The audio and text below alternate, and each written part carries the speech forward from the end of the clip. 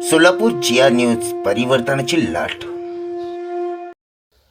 OBC नेते लक्ष्मण हाके यांच्यावर होणाऱ्या सततच्या हल्ल्याचा निषेधात सोलापुरातील सर्व धनगर समाज एकवटले।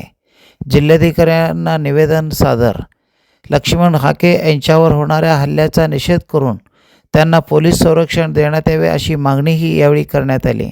हल्लेखोरांना कडक शासन करावी अशी मागणी यावेळी करण्यात आली आहे। यावेळी धनगर समाजाचे सर्व नेते यावेळी एकवटल्याचे दिसून आले।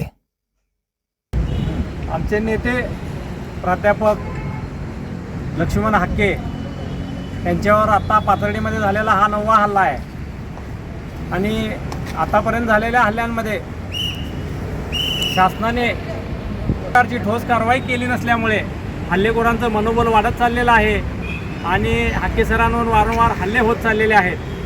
आम्ही शासनाला विनंती करण्यासाठी आलेलो आहोत की तुम्ही वेळीच दखल घ्या, हाके सरांच्या सुरक्षेमध्ये वाढ करा आणि हल्लेखोरांना कायद्याचा तो जरब बसवा, अन्यथा हा नेत्या वाचून पोरका होईल आणि मग ह्या आंदोलनाला वेगळं वळण लागेल। त्यामुळे शासनाने योग्य वेळी ह्या गोष्टीवर पावलं उचलणं फार महत्त्वाचं आहे। लक्ष्मणजी हाके ओबीसीचे जे नेते आहेत त्यांच्यावर आत्तापर्यंत जवळपास 9 हल्ले झाले। या 9 हल्ल्यामध्ये ठोसपणे कारवाई कुणावरही झाली नाही। कालही जो हल्ला झाला हा अतिशय म्हणजे पोलीस संरक्षणात असताना जो हल्ला झाला हे अतिशय निंदनीय आहे। सर्वप्रथम आम्ही सकल धनगर समाज म्हणून या सर्व गोष्टीचा निषेध करतो आणि येणाऱ्या काळात हे असे हल्ले होऊ नयेत, त्यांच्या सुरक्षिततेत वाढ व्हावी यासाठी आणि आत्ता ज्यांनी हल्ले केले हे 9 हल्ले ज्यांनी केले त्या सगळ्याच्या मुळाशी जाऊन या सगळ्यांवर कारवाई व्हावी अशी आमची मागणी आहे। त्या ठिकाणी तुम्ही दगडफेक करता, मग आम्ही दगड खायचे का?